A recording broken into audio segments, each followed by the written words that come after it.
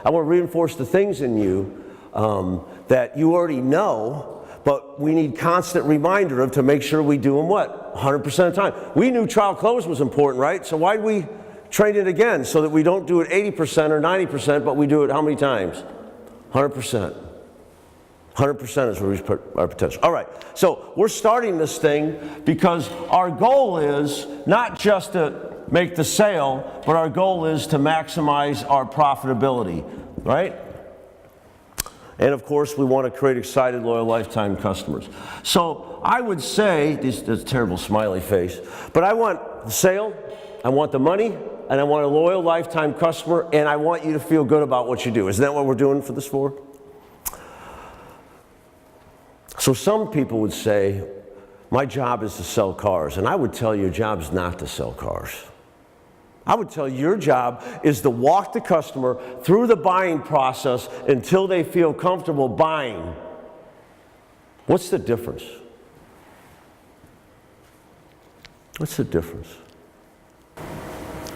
It's like going to McDonald's and telling somebody what you want, and the guy punches a button and gives you what you want. That is more of a, I'm in control and I'm going to listen to you and then guide you to the right business. Yeah, good. Instead of being a clerk, being a consultant. Good. Dylan. You compared it to like the doctor's office. You go in, you describe exactly what's going on, and then they, based on what you told them, they go and do the procedure. They tell you take this or whatnot. Same process. So they come in with an issue, or they tell you what they want, and you go out and you find it for them and make them happy by giving it to them. Yeah, some people used to say they were transportation problem solvers. That's what they used to call themselves instead of car salesmen. I'm a transportation problem solver. You come in here with a problem and I'll solve it for you, right? It's good. What else? Why am I saying your job isn't to sell cars? Although we put that up on the board and so it would look like our job's to sell cars. Our real job is to walk the customer through the process until they feel comfortable saying, I'll take it. Right? Why would I make that difference clear? Why am I, Wes, what do you think? What's the difference between a goal of selling cars and a goal of walking somebody through the process? Because anybody can sell a car. Like the guy at McDonald's. Walk up, they push a button, they know what to do, that's what you get. But to create an experience where somebody's making the second largest financial decision of their life, and to get them to the point where they say yes, without putting up a big fight, without, Nice. having second thoughts and maybe walking out and going to another dealership and finding somewhere else. If you can keep them comfortable through the process, that's going to be more of a career move for you because you're going to tell people about you, not your dealership. You're going to tell people about you, not so much your car. Well said. See, I've had salespeople say, I'm selling 15 cars a month. But what's it costing a dealership the way you're doing it? You can sell cars and alienate customers. You guys know that? You can sell cars and cheat the dealership out of money by not selling value and selling short with low grosses, can't you? So the goal isn't just to sell cars. In fact, that's a poor measurement of the job, or it's an incomplete measurement. It should be selling cars, holding the fair profit, and doing it in a way that the customers go, thanks, man, this was awesome. I never want to go anywhere else and buy a car. You're my car chick from now on, right? So that's the difference, and that's our goal. And so we start with a buyer, and Rachel, why do I constantly remind you that these people walking in are buyers? What is my goal here? So we treat them like if we don't treat them like they're shopping and push them out the door. Yeah. We treat them like they're shopping, we shortcut it. This guy ain't buying today, I'm gonna quick get them out of here. And we don't do the things required to make them feel comfortable what? Buying today. We don't follow the process, we shortcut it. If I see him as a buyer, he's buying, it's done. I'm going to do the complete job so now I not only get the sale, but I what? I maximize my profit. This is a very big deal. Now, why do I remind you of that? I just told you why I remind you, Lynn. 6 out of 10 people tell you what? No, thank you. Is that about right?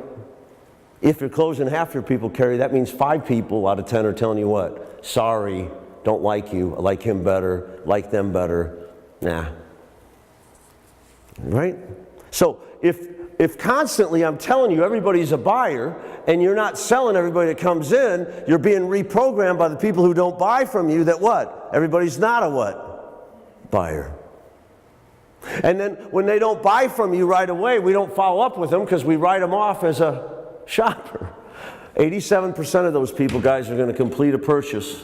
If they physically walk in your dealership, 87% are going to complete a purchase. This is a great opportunity, isn't it? What I do, how well I do it matters. Okay, so we have our process and we divided it into 3 parts. You guys know these parts well, right? What are we going to do? We're going to sell what first? Yeah, we got to sell ourselves, right? If they don't like us, will they listen to us? All right, what's the best way to get somebody to like you? Buy them stuff, right? No, what's other than that? Find common ground. Mm-hmm. Discuss it. Common interests.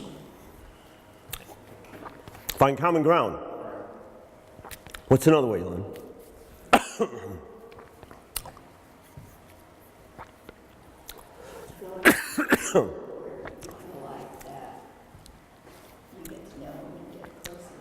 Get to know them. What do you want to know about them? Their family, what they do for fun. Good. Work, family, right? Play. Get them talking about themselves and they automatically what? Like us, right? How often is this shortcutted? Customer comes in, yeah, I want to drive that truck. How often is it, come on, let's go get the keys, right? It's happening all over the country.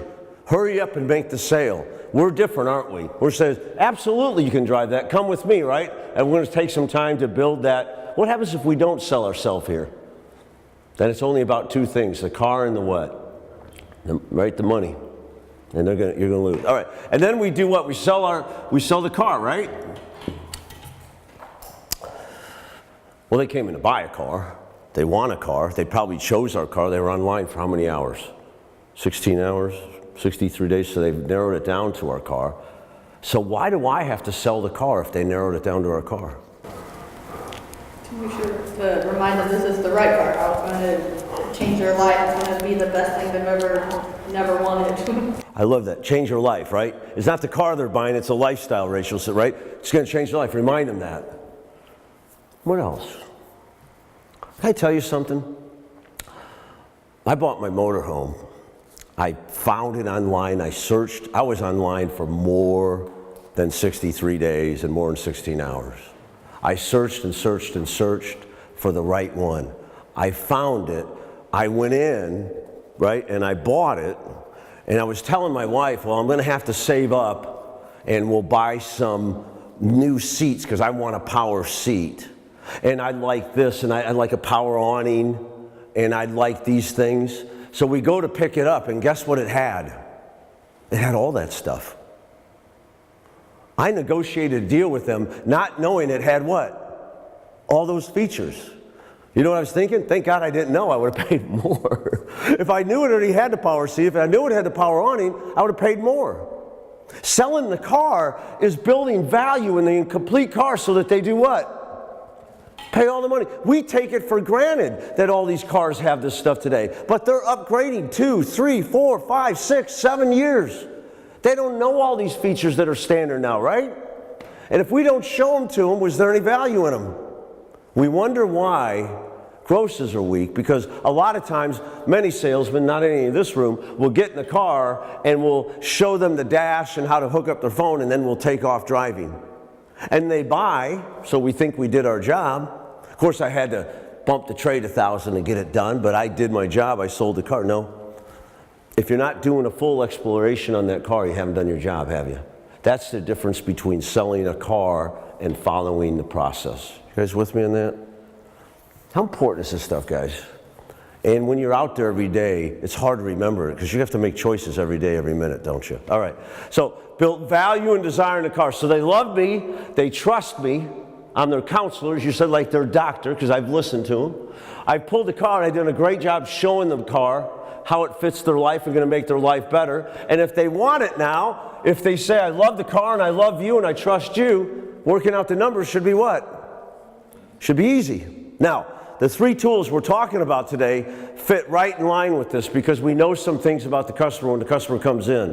What do we know? We know that they don't want to pay what it takes. True? We know that they think their trade is worth what? More than it really is. We probably have a suspect that they owe more on a trade than what it's worth, right? We know they're scared to death of making a purchase mistake, don't we? 3 fears. Buying the wrong car, paying too much, getting talked or pressured or hassled into buying the wrong car for what? Too much money. Those are the fears. Those are what guide their actions. So we have come up with some tools, and I want to start with the best price tool. All right? Why would I start with the best price tool? Why do I want to start there? Because this can happen anywhere, right?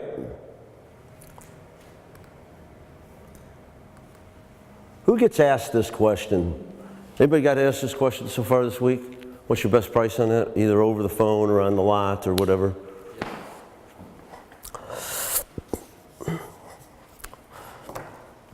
It never fails. When I go into a dealership, a new dealership I'm training, I'll say to the sales manager or general manager, what does your team say when a customer says, what's your best price? What does your team say? And you know what they say? I don't know. They blah, blah, blah, right? Here's a thing that happens to us every day, and yet most salesmen aren't prepared, right? This gal selling 20 cars a month that's not skilled, what's your best price? Well, I'll get you, we've got invoice pricing right now, and we'll do whatever, right? That's how most people handle best price. They actually start talking price. Do we want to talk price? No. What is the customer really asking, Rachel? Am I gonna get a fair deal? Am I getting a fair deal? Mark, you know that, right? All I want to do is I want to make sure I don't get ripped off. So how do I make sure I don't ripped off? What's your best price? It goes all the way back. Remember the muffler commercials? I'm not going to pay too much for this muffler.